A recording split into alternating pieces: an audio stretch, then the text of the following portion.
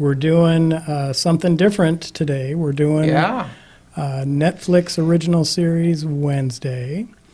And the reason we're doing that is our dear friend, I think it's fair to call you a dear friend. Is that a fair statement? Yes, absolutely. Yeah. Ivana has been working with us for about a year and a half or so, and she is now heading back to the Great White North of Canada. So we had to get her on the show before she left, but Ivana is not a big horror film fan. And so we said, Ivana, what scared the hell out of you? And she said, well, I watched Wednesday and it was really frightening.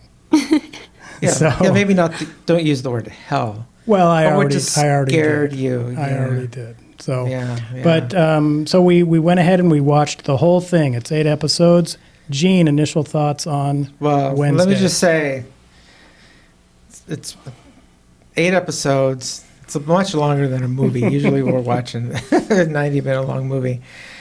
And we can watch it twice. We can really get, usually I write notes and try to map out the thematic elements and character map everything. But I was up till 3 a.m. last night, finally watching episodes 6, 7, and 8, because I think the Netflix series began just this Wednesday, and it's appropriate because it's called Wednesday, and it's all about Wednesday, the character. And so, right off the bat, I do have to, after that long intro there, which, why did I say that anyway? That's totally unnecessary. Oh, I don't know. Well, a little backstory, I guess. It's Ivana's one and only episode with us. So. Yeah, one and only before she goes back to Canada.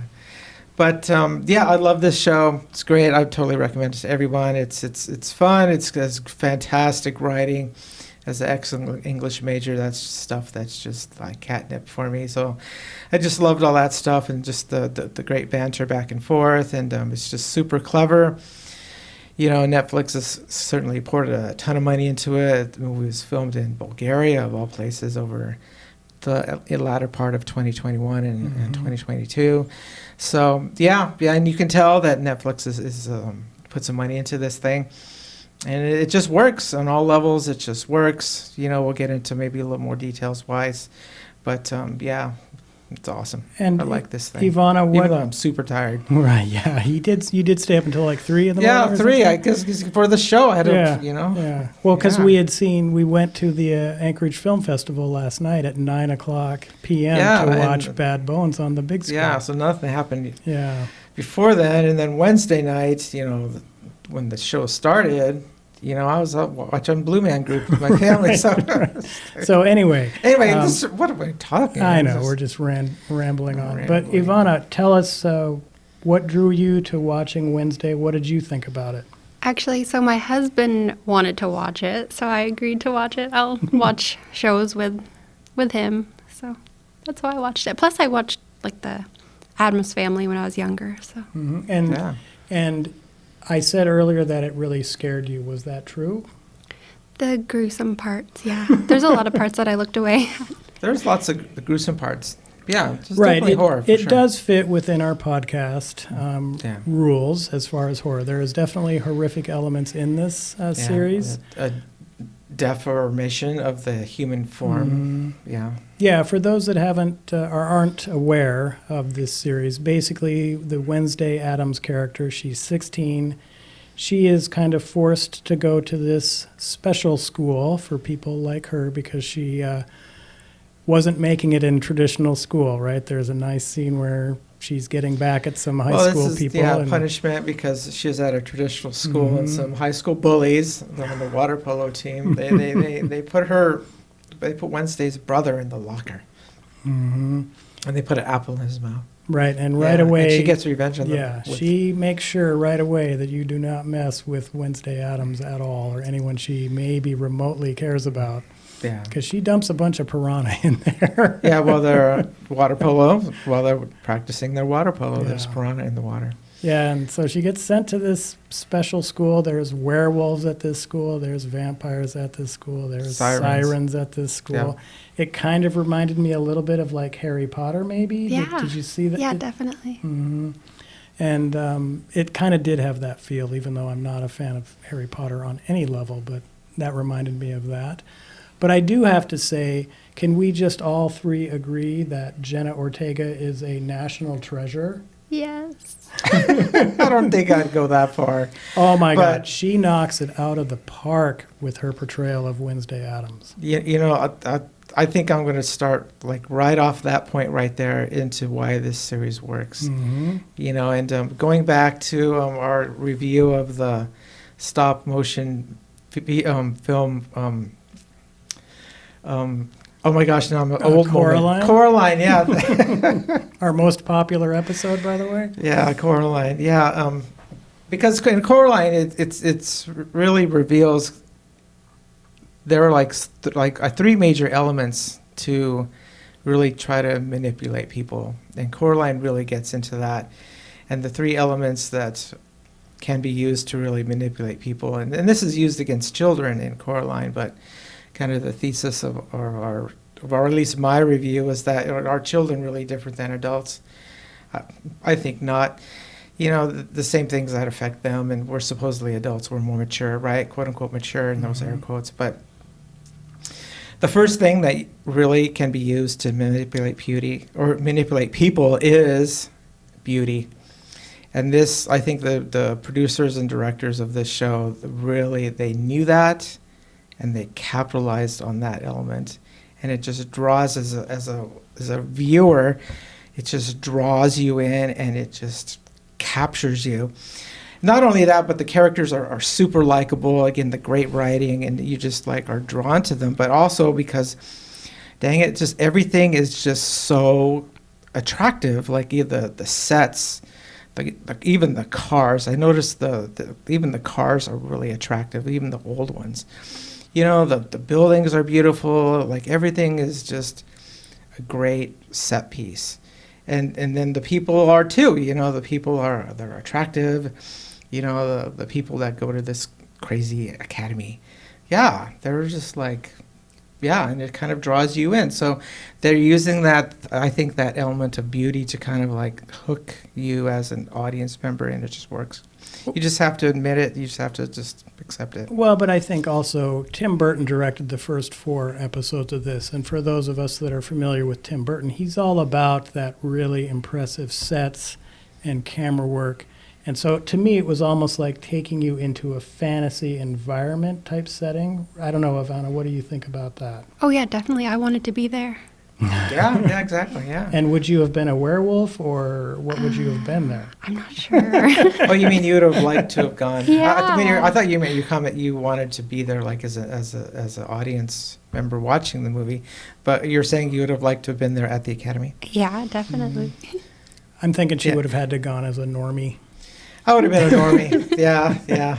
I would have been like the Maryland, like a Mr. Marvin Thornhill, the Christina Ricci character. Right, but I do want to talk a little bit more about the Jenna Ortega portrayal of Wednesday Addams. I loved that portrayal from the moment it she works. was on screen interacting with Catherine Zeta-Jones, who plays Morticia. Mom. You could see her tremendous acting skills, the way that mischievous intellect emanates from her eyes even, just really played into the whole Wednesday Addams character. She's smart. Yep. She's a little dangerous, right? Oh, clearly. Mischievous. Piranhas in the water. Right, Yeah, and that was just emanating off of her portrayal. And one of the reasons I called Jenna Ortega a national treasure is I've seen her in 2 other films. One is X, another horror film, and the other was the Scream remake, Scream 5 or whatever, yet another horror film, playing dramatically different characters in both of those films from what she played here, and knocked it out of the park in those 2 films as well. And so I think Tim Burton and the producers and everybody else, the smartest decision they made was bringing her on to let her work her magic in her portrayal of this character. Yeah, she did well. I don't know if I'd say she's a national treasure, but she did a great job. I'm gonna do one better. She's America's sweetheart, right? You had Mary Pickford back in the day as the first America's sweetheart.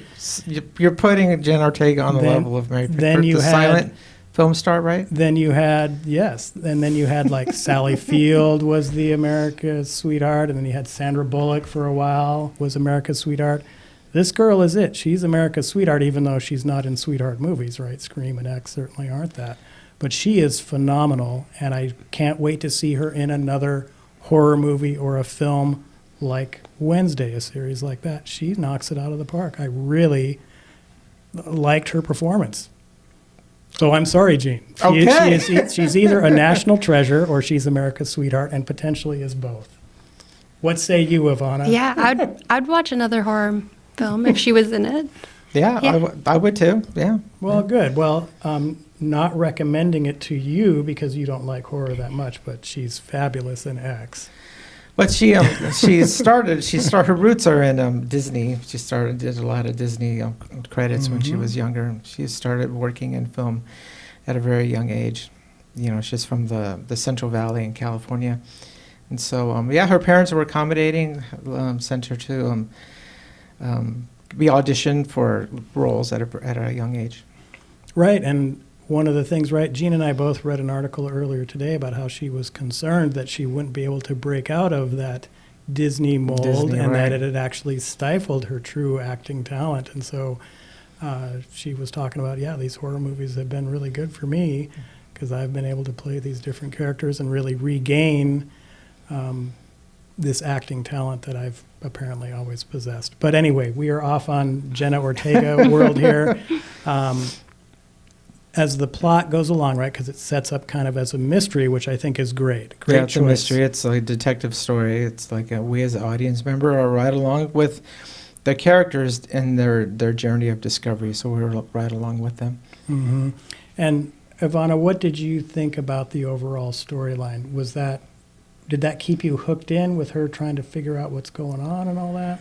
Not really, and that's why I don't watch movies that often. I think that stuff never really captures my attention. It was mostly the characters, that, like her and and the visuals and stuff. Yeah. And so, when the performances in it, Wednesday Addams, Jenna Ortega, what specifically did you like about that character?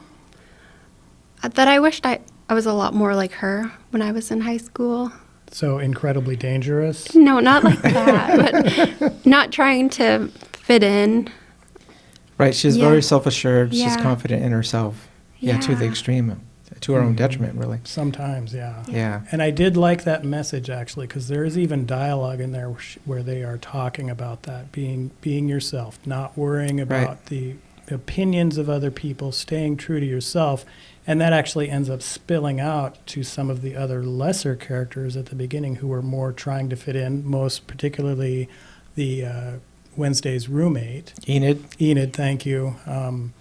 They have, I think it's a great pairing between those two. It's great. I It's love great. because Wednesday has a roommate. It's Enid. Enid is about as close to the exact opposite as you can get from Wednesday. They're opposite, yeah. Wednesday, of course, is all, I'm dressing in black and everything's dark and everything out of my mouth is something creepy and upsetting. And then here's Enid, super colorful, overly colorful bedroom, and wants to fit in with everyone and is helpful to everyone and all this. And over the course of the series, I think they develop a really positive relationship with each other, with qualities that feed off of each other and make both of them ultimately better. Oh, definitely. Yeah, Enid, as the series grows, she definitely increases in her self-confidence. And then on Wednesday, she also loses some of that that extreme aloofness and her sense of elitism that she definitely has, and she definitely comes to appreciate other human beings. Right. And I I just thought of just a little brief thing. My little kid brought this point up, but what is Enid spelled backwards? Dine. Dying. Yeah, so I just wondered about that. If there was something to that? And I just think that, this whole movie, we can concentrate a lot on Wednesday, and in a way we've kind of done that. But I think this show works, and I think Ivana, Ivana. Ivana. Maybe you can cut that part out. Well, no, we're not going to cut that part out. Just a little backstory on Jean and Roger is we've been calling Ivana wrong the whole time we've known her. We've been referring to her Yes. as Ivana, and it's Ivana. Yeah. Or Ivana. See, I did it again. Yeah, right we're there. doing it See that? again. But anyway, back to the point there, We're Jean. so getting off track here. My gosh. But yeah, this movie, I guess, it exists because I think this movie, you know, it attracts you because of the beauty of everything involved in the whole thing. But also, it just has great characters. You know, great movies have great characters straight up. You can't have one without the other. And Wednesday, the principal Weems, who is Gwendolyn Christie, this girl who is Brianna of Tarth in the Game of Thrones. You know, you have Marilyn Thornhill. She's the only, like, what do they call them, normie? That's part of that academy. Right. But that's Christina Ricci. Mm-hmm. You know, that's an adult Christina Ricci, who, of course, you know, played, you know, Wednesday back in the, was it 2002? Ooh, was it that long ago? Or Yeah, I maybe think well, so. Yeah, the two Addams Family movies. Yeah, the two Addams Family movies. Yeah. And like the sheriff and Sheriff Gilpin, Tyler Gilpin, and then again back to Enid Sinclair. They're just all really great characters. You really like them. You want them to do well, and you see kind of their prejudices, especially with the sheriff. Mhm. You know, he definitely has his ideas of who's right and who's wrong, and he really pushes those ideas.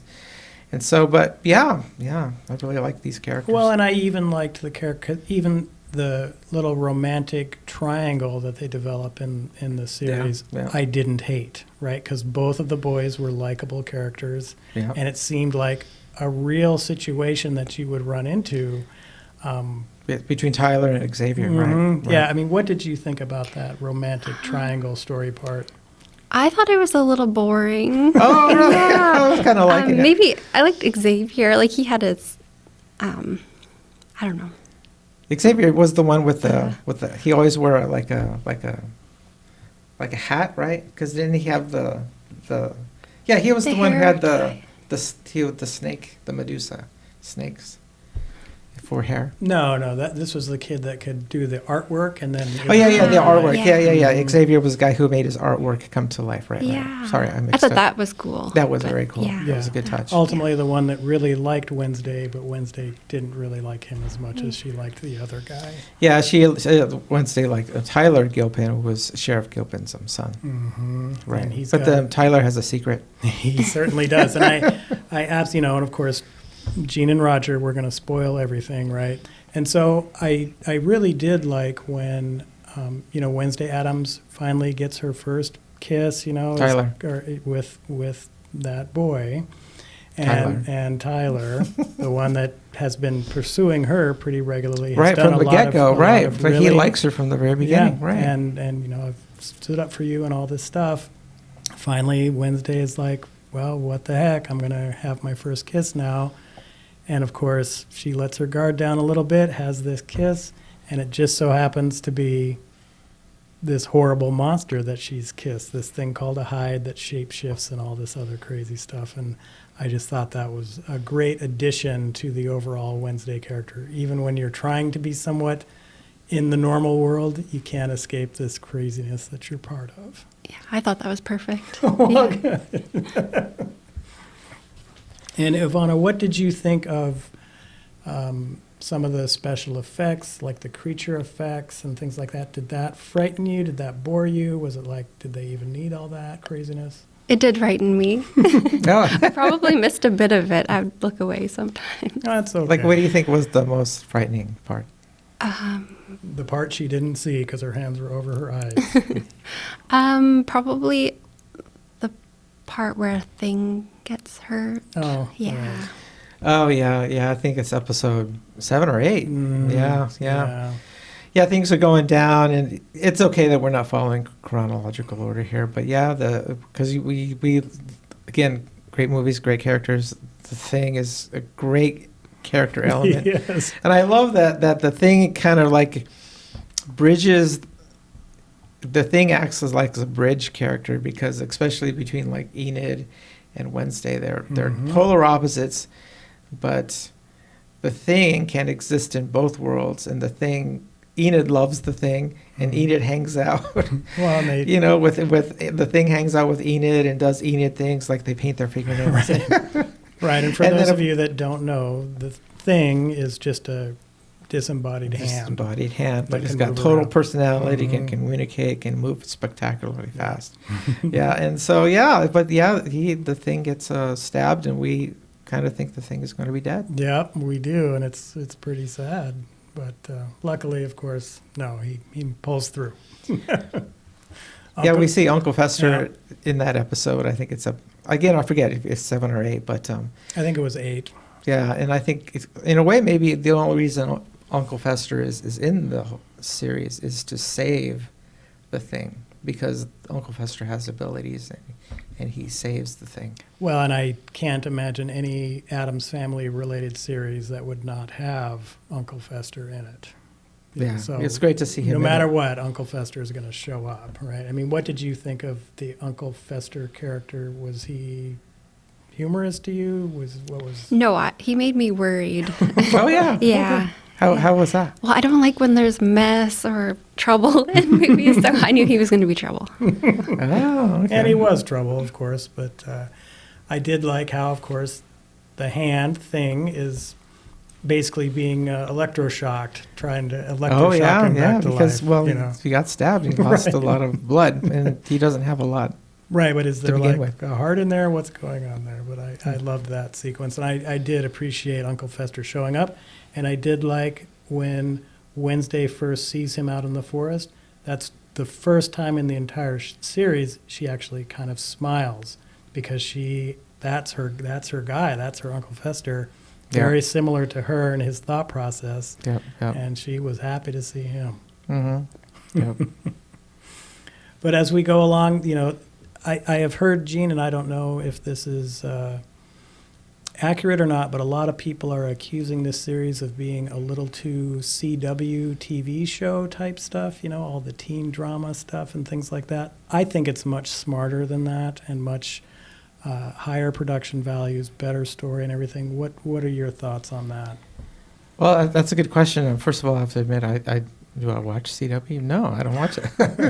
I've never seen a CW show, but I don't know. Would that be indicative of a series like Smallville, like that? Yeah, I think you could go down that road. Mm-hmm. But the producers of Smallville were the guys who originally, came up with this idea. So it's from the same guys, and so There's like Vampire Diaries and kind of these teen angst dramas, but we happen to be vampires or whatever. yeah. I don't know, Ivana, have you seen any of those types of shows? The CW teen drama shows? Not very many, no. Yeah, I don't know if you can really be critical of that, because this is a theme in modern movies for a really long time. The whole idea of kind of quote unquote, the teens know best. It's like, so we hang out with the teens a lot. Like Roger, you would know all about that in like those Transformer movies. So we're hanging out with teens a lot, right? All the Blob. Marvel movies, and Blob. especially the Spider-Mans. It's all about the teens.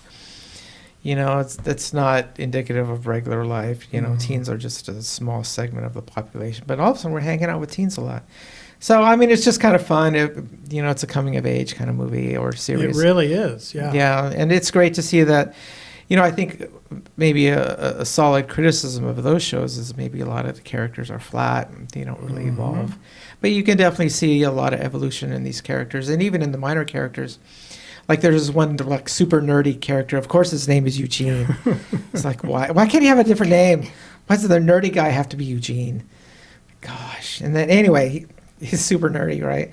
But he's cool. Yeah, but he's cool. I mean, then Wednesday befriends him, and they have a friendship, and you can see Wednesday softening, because of Eugene, and then Eugene picks up things from Wednesday, and he becomes more confident. And again, a lot of parallelism to Enid, but they're growing, they're changing, they're evolving, so it's good to see that.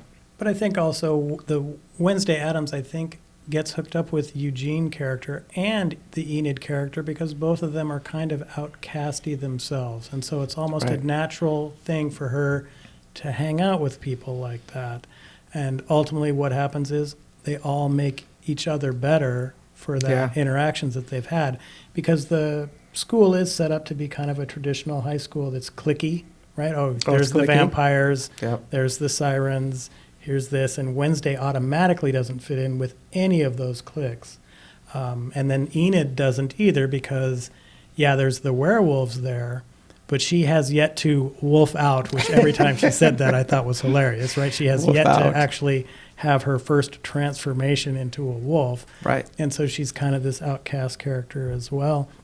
And I just Yeah. thought, again, a sign of really solid writing, and a lot of care and thought, I think, was put into the writing of this. It wasn't just typed out in an afternoon to get it Yeah, on the air. and the beauty of making this like an 8-episode miniseries is that you can devolve into characters. Like if you're having just a 2-hour-long movie, you would never be able to meet Enid's parents, and, Right.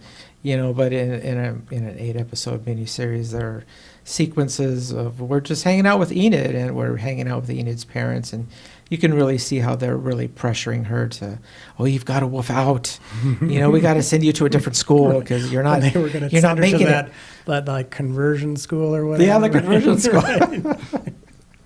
Right. That's just awesome. Yeah. And aside from Wednesday, what characters did you really like, Ivana? I really liked Xavier. Oh, right. Yeah, the artist. Yeah, artist. Yeah. Yeah. And did you think he was maybe the creature that was going around causing all the trouble? I didn't, just because it would have seemed too obvious. I had no idea who the Hyde was going to be. Yeah, at the very episode 1, there was a woman who was driving. Remember the hiker? At the end of episode 1, there's a woman who's driving a rather old truck, but it's been fixed up really nice. Again, back to the theme of beauty. Even the old trucks are looking nice. Mm-hmm. But this woman driving this again nice truck, she had like big eyes. But then the creature, the Hyde had really big eyes. So I'm thinking, oh, that woman, we're going to see her again. And that woman's going to play a big role because that woman's the Hyde, but then we never see her again. Right. And I actually thought Christina Ricci was the Hyde because she had these huge glasses. And so I was like, oh, she's maybe it. She was involved, but she wasn't the creature. Yeah, she definitely was a normie. Mm-hmm. She was a normie. Yeah.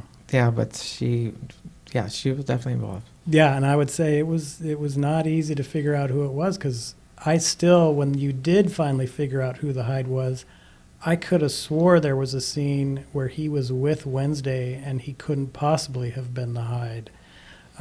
When he presented her with that really cool in the cave, we're going to watch a movie and have popcorn or whatever. In my mind, it was like, oh, this Hyde is causing trouble right now. And so I needed to go back and watch that. I haven't done that, but I was just like, how could he have been it? Because I thought there was a scene there where he wasn't there. I forget how it happened, but I remember she said, "Nice touch with the scratch," because he scratched his own self. Right. No, But I that's don't when remember- they were in the house looking around. Oh, okay.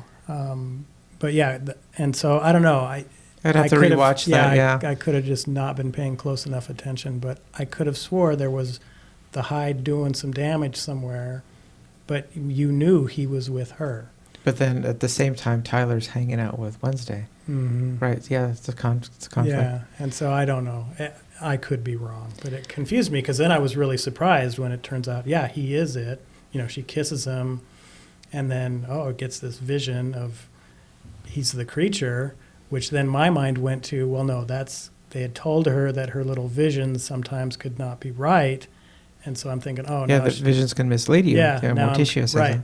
And so I was thinking, well, maybe that's it. But then, no, he's actually it. And I was like, gosh, I need to go back and watch that episode and see what the deal was there. Yeah, maybe check that out. Yeah, I didn't think Xavier was it. It just seemed too obvious, Yeah, because the sheriff, didn't the sheriff go after Xavier? Mm-hmm. Yeah, As he Wednesday set him up to get arrested and taken. Right, Yeah, exactly. And again, I think, Gene, you pointed this out. One of the benefits of this being an 8-episode series, you've got about 7.5 hours worth of film going on here. That's a lot of material. And they could do a lot of this exploration because you get a lot of backstory on all the important characters. The sheriff's son is in therapy the sheriff and his son don't want to talk about his mother. Right. And as the story We progresses, never really go into, by the way. well, we do though, because at the end, right, we kind of find out that the sheriff's wife, that Hyde's mother, was part of that school and was a shapeshifter as well. And it's just a really nice. This is one of the few series where it's like, yeah, it's good that you're 7.5 hours long, because if Yeah. you tried to make this a movie, I don't know how good it would be. Yeah, then they add, again, because it's long, they add some things that don't really push the plot along, but they're just really fun. You know, like I think in episode 1, they have a boat race, you know, and just there's the process, just the Wednesday battling with another character, Bianca, the siren. You know, they plot and scheme to battle each other on these boats, and it's just pretty cool, you know, Wednesday's scheminations to beat Bianca. You know, it doesn't really kind of push the plot, but it's just super fun. Right, and I think that's This is kind of cool. where I was thinking this is more like a Harry Potter type movie, where, because I equated that kind of with that Quidditch game, you know, where they're always kind of doing. I mean, and what did you think about kind of this?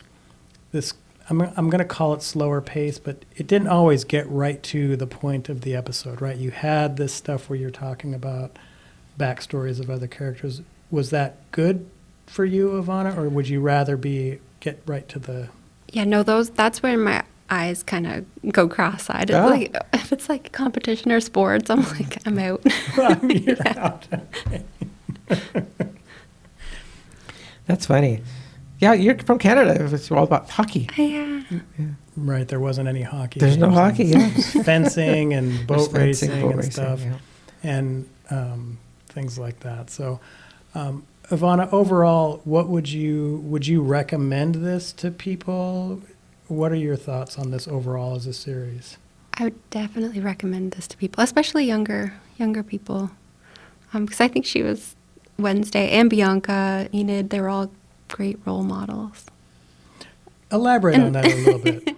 Yeah, that's a great point. Yeah, because they're all definitely flawed characters for sure. Yeah, and I think that's the most important part, is that they were flawed and still found friendship and belonging and in themselves.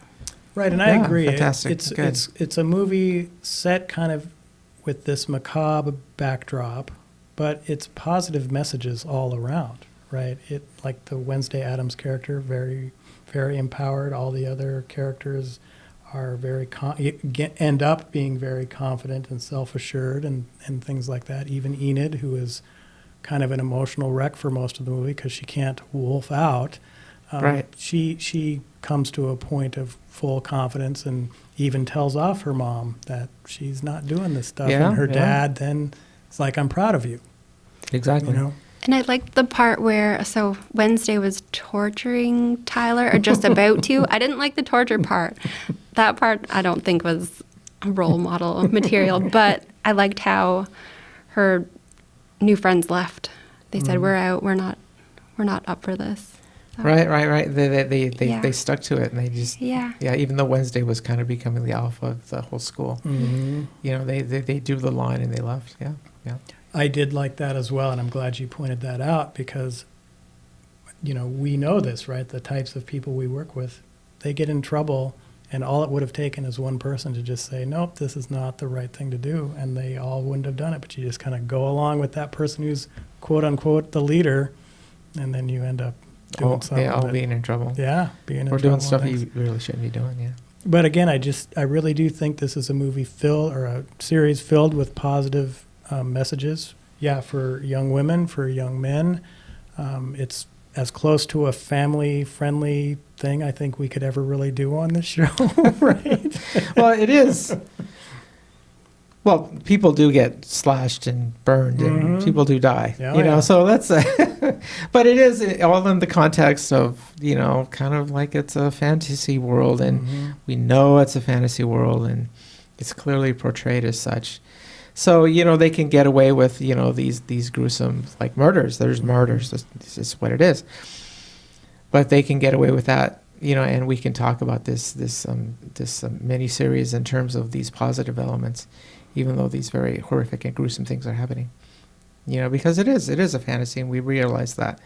and but again, Tim Burton, the creators, they create such a great universe there, and everything's consistent within it. We like the characters, so yeah, it's go along with it. And I agree. For a 8-episode series, the characters are consistent throughout. And when change does occur, it's natural. It's part of the plot. I mean, part of the story and part of their experience throughout the whole series. When Wednesday hugs Enid at the end, that's not out of character anymore for her. Right, although it would have been super out of character at the beginning. Right. And so it's we go along with Wednesday's evolution, and we celebrate her victory there. Mm-hmm. Yeah. Ivana, any final thoughts about our little series here, Wednesday? Well, I want to know, what did you think about the dance? Oh, right. Oh, the dance. That's the thing. Her dance is like there's big write-ups on the dance, and her dance is kind of a TikTok sensation now. So, but yeah, her dance is like, I think it's emblematic of her self-confidence and her being different. She's got to have her own moves, and she's right in the middle doing her own thing. She's not off in the side dancing, but no, she's right in the middle of the floor. Yeah. Right. But I love that dance. Definitely backing up the fact that she does not care what other people think. But I also will point out another example of Jenna Ortega being America's sweetheart. She choreographed that whole thing. She did that. Yeah, she made it happen. Yeah. But Ivana, your thoughts on that dance? Oh, I loved it.